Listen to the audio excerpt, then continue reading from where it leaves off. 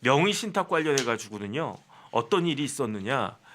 1996년하고 1998년에 아마 오광수 수석의 사모님 그 아버지 어머니인 것 같아요. 어른들이라고 그랬으니까. 그러니까 오광수 수석의 장인 장모가 1996년에 땅을 사서 어디에 땅을 샀냐면은 저기 화성시에다가 땅을 샀대요. 그러다가 96년에 땅을 사고 98년에 집을 갖다가 지었나 봐요. 그런데 그 집을 갖다 딱 지었는데 그때 오광수 수석은 어디에 집을 갖고 있었느냐?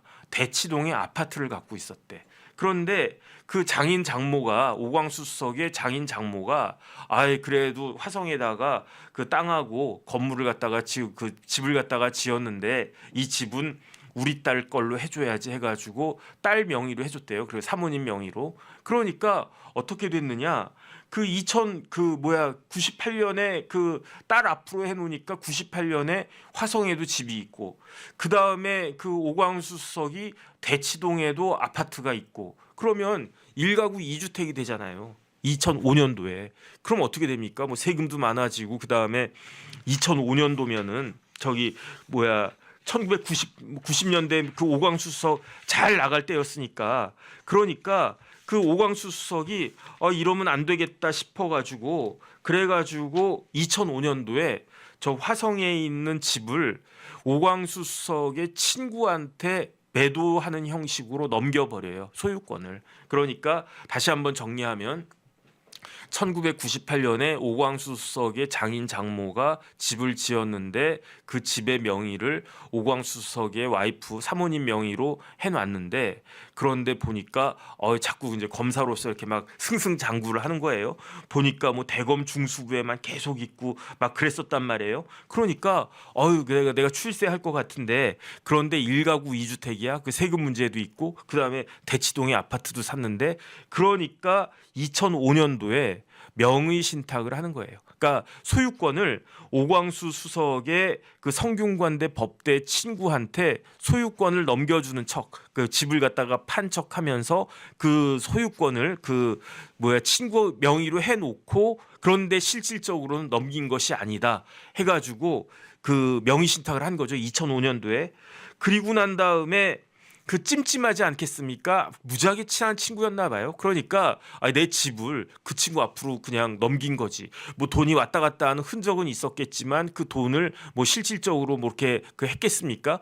그 2005년도 이 당시는 그냥 계약서만 해가지고 등기만 했으면 끝났을 수도 있어요. 근데 혹시 모르죠. 뭐 돈이 뭐 1억이든 얼마든 그냥 돈이 온 것처럼 한 다음에 다시 1억을 현금으로 빼든지 해가지고 친구한테 돌려주든지 해가지고. 그런데 오광수 수석 입장에서는 특히 사모님 입장에서는 찜찜할 거 아니에요. 저 친구가 그 자기 앞으로 이름이 되어 있다라고 하는 걸 기화로 해가지고 낼름 삼켜버리면 어떻게 하느냐.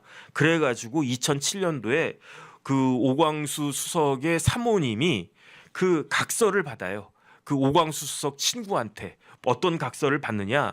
내가 요구할 경우에 그 사모님이 요구할 경우에는 소유권을 돌려준다라고 하는 그 각서를 갖다가 딱 받았는데 아니나 다를까 오광수 수석이 이제 검사장 마치고 2016년도에 이제 그거 하지 않았겠습니까?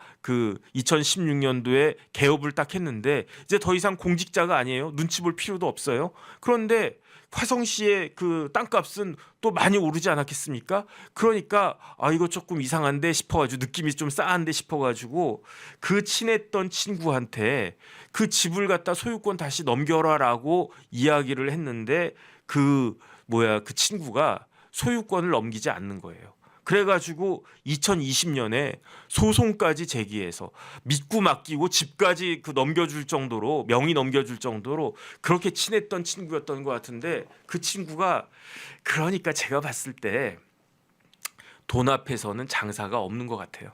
그러니까 아무리 친한 친구라고 하더라도 뭐 2005년에 그 화성의 집 뭐 얼마나 했겠습니까? 뭐 한 1억이나 했을까? 그랬는데 지금은 화성에 그 땅이 뭐 몇백 평 되는 것 같은데 지금은 그 1억 뭐 얼마였는지 모르겠지만 지금도 얼마인지 모르겠지만 최소한 몇 배, 뭐 한 10배 이상 올랐을 수도 있고 그러니까 그 사업가도 사업하는 사람도 아 이거 내 명의로 되어 있는데 이거 돌려주기 아깝네. 그래가지고 그냥 그 계기다가 오광수 수석의 사모님이 소유권 이전 등기 말소 청구 소송 제기해가지고 그렇게 해가지고 이제 승소해가지고 그 화성시 땅을 화성시 집을 다시 찾아와가지고 그거를 누구한테 줬느냐? 그냥 그 보유하고 있는 게 아니라 오광수 수석의 그 애들 있지 않겠습니까? 애들한테 증여하는 형식으로 그렇게 정리를 했다. 이렇게 딱 되어 있는데 그런데 이게 뭐가 문제냐면요. 두 가지가 문제인 거예요. 첫 번째는 오광수 수석이 검사장이 됐습니다. 검사장이 언제 됐냐면은 2012년도에 검사장이 됐어요. 2012년도 검사장 될 때 검사장 정도 되면은 이 사람이 재산이 어떻게 있는지 다 제출해야 된단 말이에요. 그런데 화성시에 그 집이 있다는 게 이게 그 드러났겠습니까? 누락이 됐겠습니까? 당연히 누락이 됐겠죠. 왜냐하면 실질적으로는 오광수 수석의 그 재산이지만 명의 형식적으로는 명의상으로는 친구 재산이니까 아 이거 내 거다라고 이야기할 필요가 없는 거지. 그러니까 재산 신고에서 누락이 된 거죠. 그래가지고 2015년에 이제 그 2015년까지 검사장하고 2016년도에 개업을 하니까 2015년도에 재산 신고한 내역을 딱 봤더니 그때 오광수 수석의 재산이 그 대치동 아파트 포함해 가지고 14억 2천만 원이다. 14억 2천만 원이면 뭐 검사장 10년 전이긴 하지만 검사장 재산 치고는 뭐 그렇게 많은 거 아니지 않나 이런 생각 들었을 거예요. 그런데 오광수 검사장의 채무가 이것도 좀 이상한데 14억 1천만 원이래. 그러니까 오광수 수석이 2015년도에 재산 신고를 했는데 그 재산은 그 14억 2천만 원, 채무는 14억 1천만 원. 그러니까 실질적인 재산은 얼마다? 실재산은 1천만 원밖에 안 된다. 그러니까 이 사람 그다음에 뭐 이 재산 변동이 2012년부터 뭐 이렇게 재산 신고했을 텐데 검사장 됐으니까 공개했을 텐데 뭐 큰 차이가 있었겠습니까? 그러니까 보기 드물게 청렴한 검사장이네 이런 평 받으면서 그러면서 검사장 그 뭐 승진하고 그다음에 이제 계속 이렇게 검사장 유지하고 그랬던 거 아닌가? 그런데 이렇게 재산 신고하는 거는요. 공직자윤리법에 그 재산 신고하도록 되어 있는데 이거는 명백히 공직자윤리법 위반 아니겠습니까? 그다음 더 중요한 건 뭐냐면은 그 부동산 실명법 좀 띄워봐 주세요. 부동산 실명법에 어떻게 되어 있느냐 4조 명의신탁 효력 명의신탁 약정은 약정도 무효다 이렇게 돼 있어요.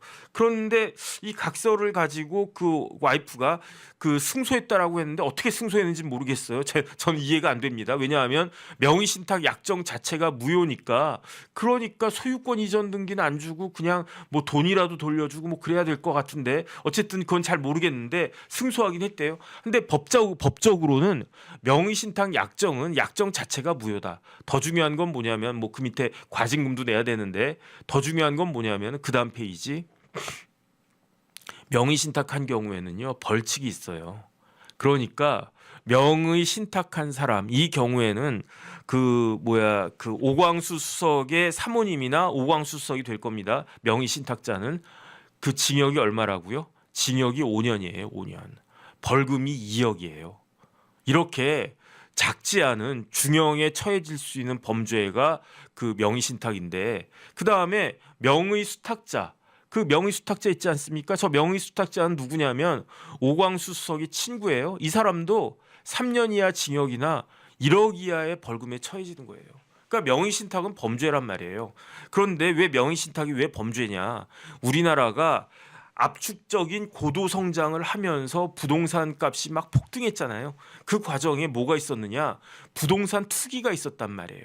그러니까 다른 나라에 비해서 우리나라는 이렇게 부동산 투기를 갖다가 엄하게 다스려야 된다. 그런데 부동산 투기하는 수법이 뭐냐? 그게 명의신탁이란 말이죠. 그러니까 다른 나라에 얘에 비할 수 없을 정도로 명의신탁한 사람에 대해서는 굉장히 강하게 형사처벌까지 하는 나라가 우리나라인데 그런데 2005년도에 뭐라고 그랬습니까? 2005년도에 오광수 수석은요 대검에서도 중수과장이었어요. 그때 윤석열 대통령 대검의 그 중수부의 연구관이라고 그랬잖아요. 그 다음에 2012년도에 검사장 승진하고 2015년 16년 초까지 검사장 유지하고 그랬던 분인데 다른 사람도 아닌 현직 잘 나가던 검사, 부장검사 그리고 난 다음에 검사장까지 승진하신 분이 저렇게 이거는 부동산 실명법을 위반한 범죄 행위란 말이죠. 이게 그냥 뭐 이렇게 아쉬움 표현했다 뭐 그런 정도로 끝날 수 있는 문제인가? 저는 사실은 굉장히 의심이 많이 든다. 의구심이 많이 든다. 일단은 그런 생각이 들고요.